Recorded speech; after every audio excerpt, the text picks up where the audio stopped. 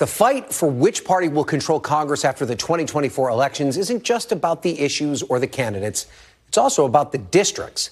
Earlier this year, the North Carolina Supreme Court ruled that gerrymandering does not violate the state constitution, clearing the way for the Republican-led legislature to redraw the maps.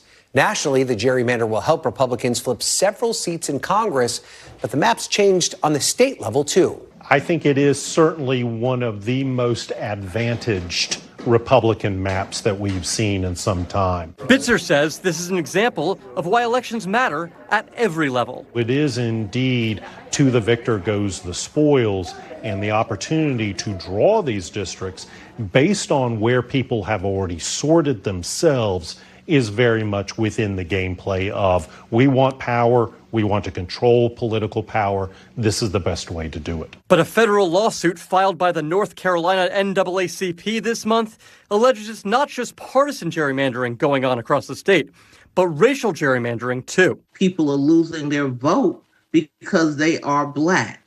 Today I want to talk about what's going on in the state of North Carolina, where I'm elected mayor, where my hometown is, and also where an atrocity that is happening right now in the North Carolina Attorney General's election. North Carolina is one of the blackest states in this country. The Black population is nearing 30% in the state of North Carolina. Yet and still, in North Carolina, we have never elected anybody except white men as Attorney General. That's right. North Carolina has only had white Attorney Generals all the way back to the founding of this office in that state. Right now, there's a Black woman who is a single mother who is queer that is actually the most qualified candidate we've ever had running for that office. And people are talking about electability. I need folk to understand that when you say electability to someone who is most qualified, to someone who is the only person in the race that have led a team of attorneys, when you talk about electability in that context, what you're truly saying to Black people is that your white neighbors are not willing to vote for you, even if you are the most qualified. Now, this is strange to me when we just seen a fight about affirmative action.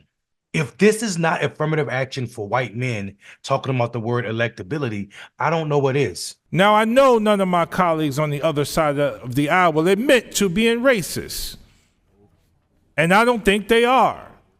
But when you look at the rhetoric and you hear the talking points and look at the legislation that's put forward, what are we to say? The gentleman will suspend. This candidate, Satana Deberry, should be the most electable candidate for this office. Satana Deberry is the only candidate that has led a team of attorneys. She's been awarded not just by her colleagues from Duke and Yale. That means she went to two of America's whitest colleges, two of America's most prestigious white colleges. But she also has been awarded by the current Attorney General, the Dogwood Award, for doing great work in the legal field. We have to stop pretending reform is the real threat to public safety and recognize how over-reliance on prosecution and incarceration may make us less safe. We do not need to choose between reform and public safety. Those two objectives are inherently linked. The United States incarceration rate is second to none. We spend around $115 billion a year on policing.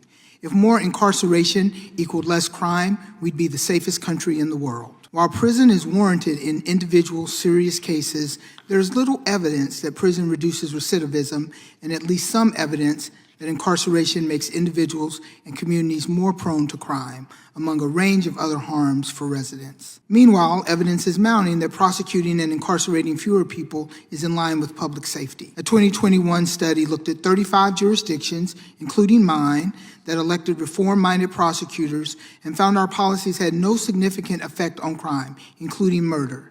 And the candidate that people are saying are most electable is a white man who in 2022 was in the state Senate, who in 2023 was in the House of Congress or the U.S. House of Representatives. And now he's been drawn out of his districts. So now he wants to be Attorney General. That is peak white supremacy. That is peak white think White mediocre men can do that. They can bounce from position to position, and no one ever says this is absolutely not committed to the cause or any cause. Rather than stay and fight in a new district that he would be in, he wants to be attorney general, even though most people didn't even know he was a lawyer. Instead of electing a black woman who is the most qualified candidate ever. North Carolina is trending towards telling its black residents that black folk need to get in line and vote, but never lead. Our state not voting for Satana Deberry is not just a slap in the face at what it means to be black, educated, and prepared, well prepared for any job. It is a reminder that what people call the progressive South still yet does not exist. North Carolina elections are coming up. The primary is March 5th, but you can start voting sooner than that. I'm Mondale Robinson, and I'm damn sure voting for Satana Deberry because white supremacy exists everywhere, especially when electability is used as a weapon against a black woman who is the most qualified. Peace.